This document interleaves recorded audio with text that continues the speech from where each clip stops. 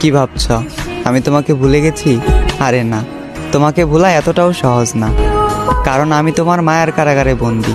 আরে বন্দির হবে না কখনো যাবিন। জানি আমাকে তুমি মনে রাখবে না, ভুলে যাবে, তবে আমি তোমাকে ভুলতে পারবো না কোনো দিন, মনে রাখবো চিরদিন।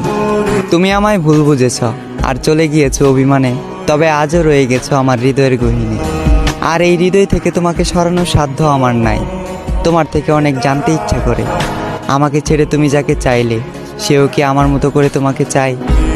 সেও কি মন খারাপের দিনে তোমাকে আমার মতো করে হাসায়? সেও কি তোমার অভিমানের ভাষা বুঝে? সেও কি সারাদিনে একটু কথা বলার জন্য বাহানা খুঁজে? হয়তো হ্যাঁ, কারণ সে তো তোমার মনের মতন। তাই বলি আমার মতো তাকে অবহেলা করিও না, মন গহীনে রেখে করিও তাকে যতন।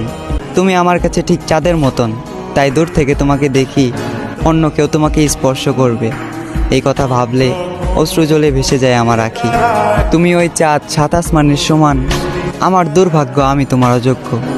তুমি যাকে চাইলে আর যে তোমাকে পেল, নিঃসন্দেহে সে একজন ভাগ্যবান।